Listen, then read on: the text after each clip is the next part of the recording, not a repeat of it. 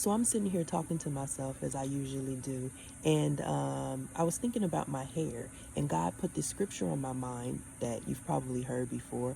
It's Matthew 10:30, and it says, "But even the very hairs on your head are numbered." And I thought about that, and I've read the scripture before and been like, oh, okay, so that means that God really knows me, even he's numbered the hairs on my head, like I'm important to him. But then I thought about it, and to take it a step further, a lot of times in the African American community, we are very conscious of our hair and our hair type. And I just think it's amazing that for some of us, we have different hair types. And I'm sure this is with other ethnicities and nationalities as well. But I know for us, we have different hair types. And sometimes, even on the one same head, there are different hair types. So you may have very kinky hair on one side and coily hair on the other side, and maybe looser hair in your crown. And I just thought, you know what, that's actually really amazing, because God has taken the time to not only count the hairs on your head, but he has even defined the hairs on your head in such a way that 500 hairs over here are coily, where only 200 hairs over here are kinky. Where, like, he has gone above and beyond to really make us fearfully and wonderfully made. And what do I mean by that?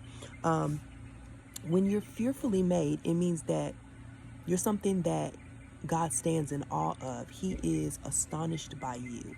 And when you are wonderfully made, it means that you are distinct, that you are separate, that he has set you apart.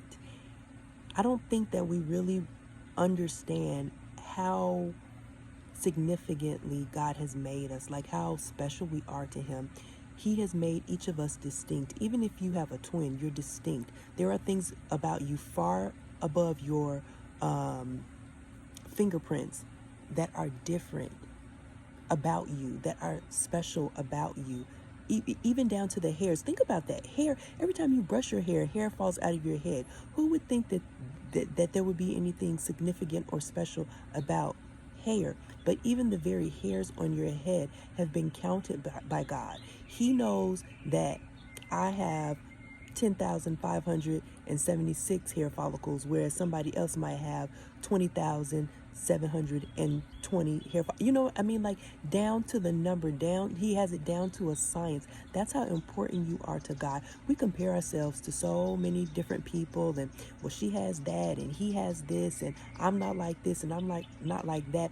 But God says that you are fearfully and wonderfully made, so much that I even know how many hairs are on your head. I can spot you out, God says. I can spot you out in a crowd. I know exactly who you are because of how distinctly I have made you, how distinctly I have set you apart.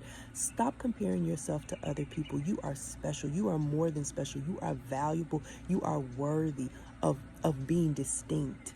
You are worthy of God having crafted you and molded you completely different from anybody else. It's like I can see God putting a person on his potter's wheel, if you will, and he has really sat there and taken the time to craft this person down to how many eyelashes you have, down to how many hairs are on your head. Like, he has really taken his time to create you into a masterpiece. There is nothing that is simple. There is nothing that is mundane. There is nothing that is average about you. You are God's masterpiece. You are fearfully and wonderfully made, down to the hairs on your head. I hope you are encouraged by this today. That's the word.